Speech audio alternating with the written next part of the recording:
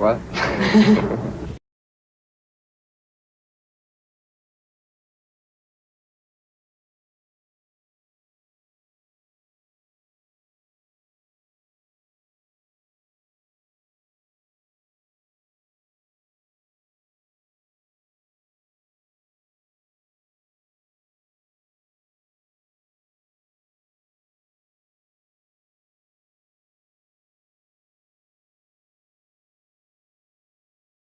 So many people would be expecting me to talk about, to be writing about the last 2 years and our past experiences with, you know, drugs and having a new child and all the press coming down on us and stuff like that. I decided to just use experiences from books and other stories instead of even dealing with my life. You know, I mean, there's a little bit of my life, personal things in it, but for the most part, it's just.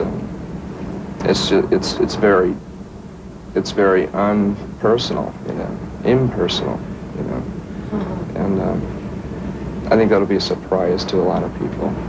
I think the general consensus was that the album may not sell as much, and so they were concerned with that, you know, but they never ever once put any pressure on us. They just basically told us their feelings and their thoughts of what they thought of the record, you know.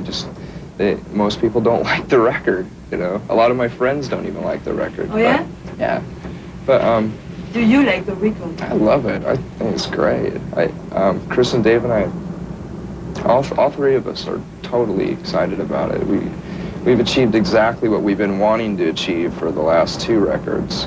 This is the sound that we've had in our heads that, has never been able to transfer.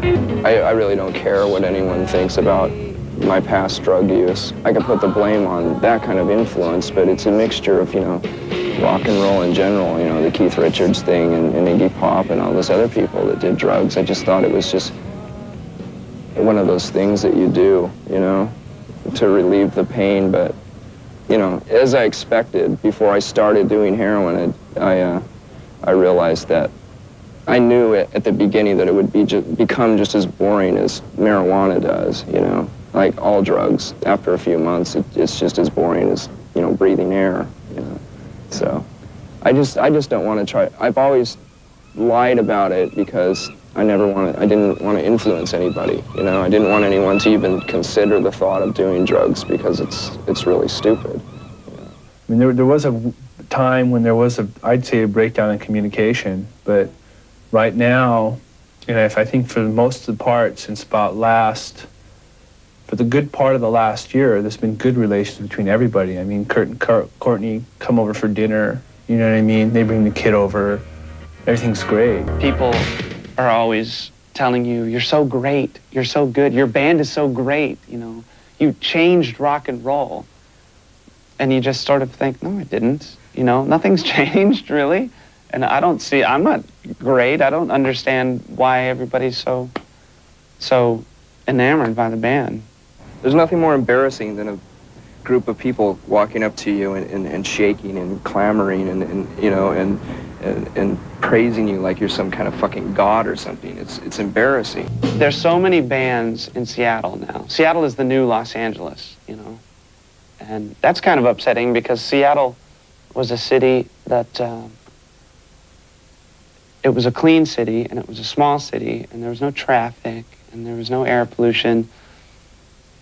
And it was something really great that a lot of people were attracted to. So they moved there. And, you know, the more people that moved to the city, the bigger and worse the city gets. I was a big heavy metal fan for years in junior high school, and I have nothing against heavy metal fans at all, you know, except for, you know, some of the, you know, for the most part, most heavy metal has always been pretty sexist, so, you know, there are a lot of areas in it that I don't agree with, but that's no reason to exclude a person from, you know, having the opportunity to listen to your music. It might be nice to eventually start playing acoustic guitars and be thought of as a singer and a songwriter rather than a grunge rocker, you know? Because then I might be able to take advantage of that when I'm older and sit down on a chair and play acoustic guitar like like Johnny Cash or something, you know, and it won't be a big joke, but who knows? When we play live, we lack a lot of things because I have to concentrate on so many different areas at once, you know. I've always lacked in any kind of participation or any kind of feelings with the audience. You know what I'm saying? Like, I can never really, because I'm concentrated on my guitar and I have to remember the lyrics and I have to remember to push these little buttons down on my fuzz pedals and stuff, and I have to sing and all this stuff, and it just confuses me. I can't chew gum and walk at the same time, so I'm expected to do like 6 things at once, and so just adding another guitar player is totally a relief. It just really helps. It's great. And we got this guy Pat Smear, who's in the Germs. The pleasure I get out of it is knowing that many people like the music, you know. But I was validated beyond any expectations when we were playing in clubs, you know. Just to have that many people, just to have 50 or 100 people tell you that they like your music is fine enough with me, you know. So I've never been afraid of any kind of failure. We like to change with every song. Like every song, I'll twiddle my knobs and turn them into a different sound. So I just don't like to repeat things. We're kind of passive-aggressive in a way, you know. We don't confront one another if we're pissed off at each other. We just let the other person know that we're bothered by something that they've said, and then just forget about it, you know. That's really the only way to work with somebody. None of us have really that aggressive of personalities, really. We're all pretty much the same kind of people, you know. So we started as friends, and I can't see anything getting in the way to stop us from being friends. To tell you the truth, I would rather just quit my band and join Hole, you know, but only because when I have played music with them, there's a level of connection that's a little bit higher than with anyone else that I've ever played with. It's amazing.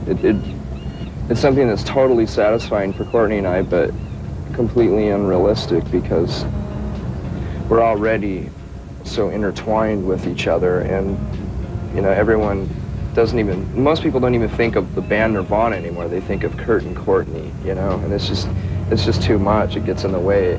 People would overlook the music and look into other things, you know, and it just wouldn't be taken seriously enough. So I'd like to someday, but as of now, I couldn't see anything for the next 5 years or so.